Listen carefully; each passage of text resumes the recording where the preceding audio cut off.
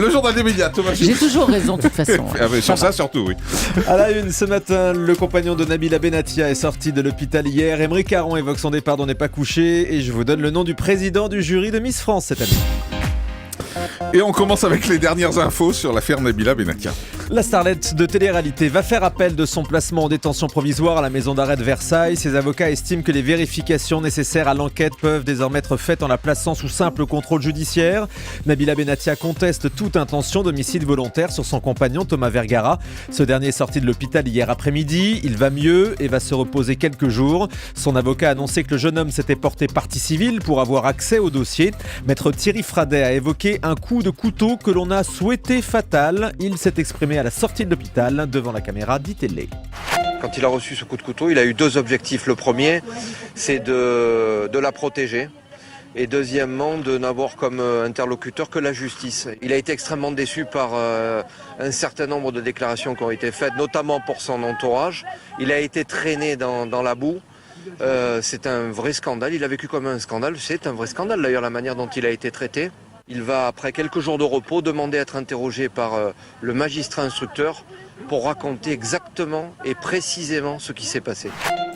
Aymeric Caron pourrait arrêter, on n'est pas couché. Dans une interview au magazine VSD cette semaine, le journaliste dit envisager de quitter l'émission de Laurent Ruquier l'année prochaine. Pour Aymeric Caron, c'est l'année où il faut réfléchir à la suite pour la bonne santé de l'émission, alors que paradoxalement, il ne s'est jamais senti aussi bien dans l'émission, dit-il. Le chroniqueur précise qu'après Ruquier, on ne le verra pas arpenter des émissions pour s'accrocher à un peu de visibilité dans le PAF.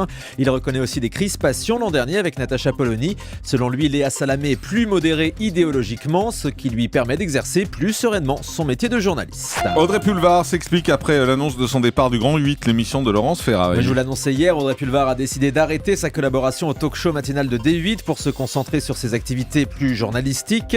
Elle s'en est expliquée hier chez Alessandra Sublet sur France 2. J'ai une quotidienne le matin, une quotidienne le soir du lundi au jeudi, une émission politique le dimanche qui me demande 2 jours de préparation, 2 jours entiers.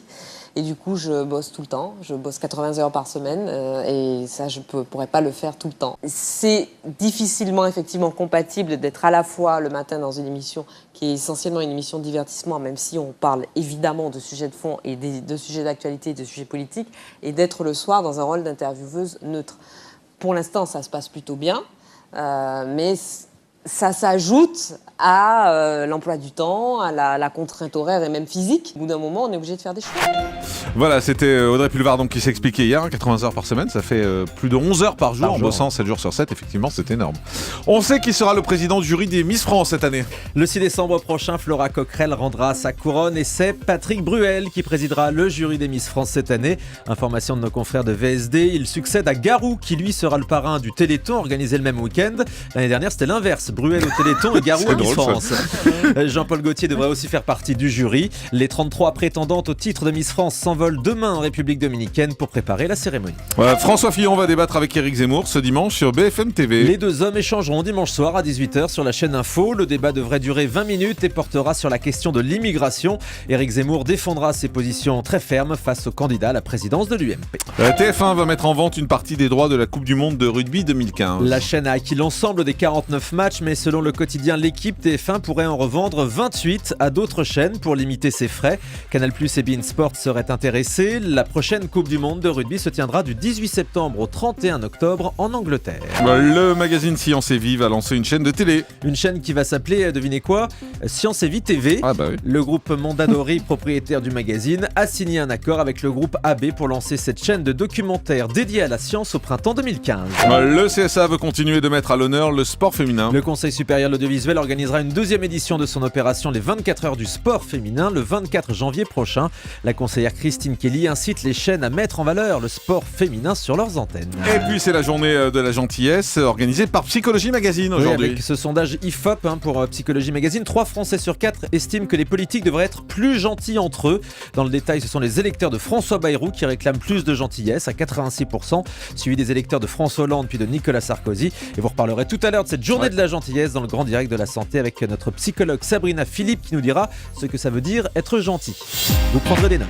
C'est clair, mais je suis pas sûr d'appliquer. On termine avec le chiffre du jour. 9 épisodes par jour de la série Malcolm. C'est ce qu'on verra à partir du lundi 1er décembre sur Sister. 9 par jour. Après avoir fait les beaux jours d'M6 puis de W9, la sitcom arrive désormais donc sur Sister. 9 épisodes à la suite de 16h50 à 20h50 pendant 4 heures d'affilée. C'est le bonheur des nouvelles chaînes de la télé. Effectivement, ça sert d'avoir plein de chaînes, hein. On voit, c'est très varié en tout cas. Ça sert à quelque chose. Merci beaucoup Thomas Joubert.